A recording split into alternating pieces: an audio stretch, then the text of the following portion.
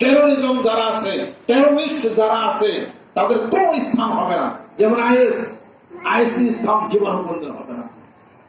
আর সারা গোটা বিশ্ব পৃথিবীর মুখে আপনারা দোয়া করেন, যেভাবে করে আমেরিকা গোটা বিশ্ব পৃথিবীর মুখে সন্ত্রাসের রাজত্ব কায়েম করেছে, কোন একদিন এক ঘর হয়েই যাবে। ওদের পালানোর কোন জায়গা থাকতে হবে না। ইসরায়েলকে ইন্ধন দিয়া স্বাধীন রাষ্ট্র ফিলিস্তিনিদের মারা শুরু করছে। গাজায় এত বছরের মারতেছে, হার্জে গভীরাতে মানুষ মারছে। ওরা হলো গোটা ওই পাশ্চাত্যে একমাত্র ইসরায়েলের ভর করে সারা পশ্চিম রাষ্ট্রের মধ্যে ওরা হলো মতামতের সৃষ্টি করে অস্ত্র বিক্রির মহড়া ওরা হলো চালাচ্ছে। ওরা হলো তেল ছুলোর জাতি, ওরা হলো সন্ত্রাসী জাতি। সেই সন্ত্রাসী জাতি বাংলাদেশে সাবকন্টিনেন্টাল এই উপমহাদেশে বাংলাদেশটা আমেরিকার হলো অনেক দরকার। বাংলাদেশ আমেরিকার হলো নতুন বউ, কথা লক্ষ্য করছে। এই নতুন বই খেলে দেখতাম দেহা সারা দেহা আমার রেখে দিচ্ছে করছে বন্ধুদের যদি ত্যাগ করতে নাই কেন। এবার যদি ইসরায়েল হয়েছে, এবার যদি বাংলাদেশে যদি একটা ঘাঁটি করা যায়, তাহলে পরে চীনকে সমস্ত শিক্ষা দেওয়া যাবে, ভারতকে সমস্ত শিক্ষা দেওয়া যাবে। অতএব বাংলাদেশ আমার হলো দরকার। I have to achieve Bangladesh. আমার বাংলাদেশ আমাকে অর্জন করতেই হবে। এটা হলো ইসরায়েল করছে, ওখানে স্যার এখন সাবকন্টিনেন্টে বাংলাদেশ দরকার।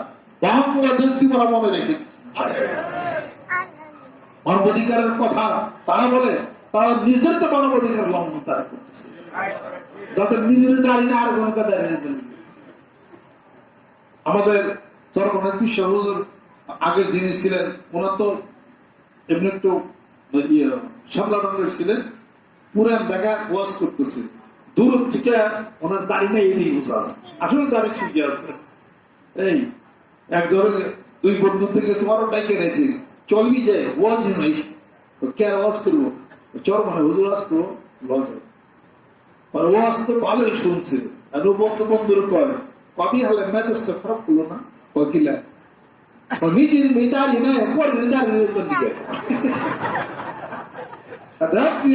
দাড়ি ঠিক আছে, আমাদের কালো মানুষ তো দাঁড়িয়ে দেওয়া, আমার দাড়ি ঠিক আছে।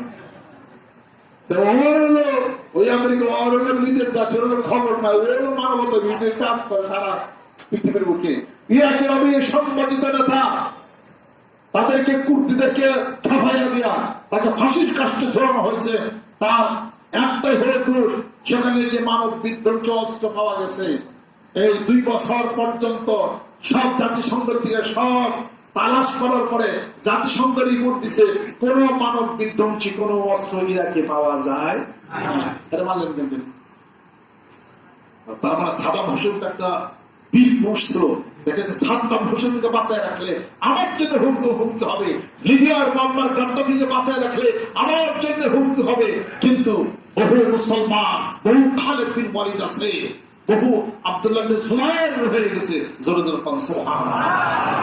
আল্লাহ রাসূল আল্লাহর পাগলরা মানিকন্দা মঠ শহরের নেতৃত্ব করি, মাথায় টুপি দেয়া জিকির আজকার করে আত্মশুদ্ধির ব্যবস্থা করে এই দেশের জন্য সুখ শান্তি কামনা করে আপনার নামে 5 কোটি মানুষের টার্গেট নিয়ে মাঠে পয়দের নামছি, হয়ে যাবে ইনশাআল্লাহ।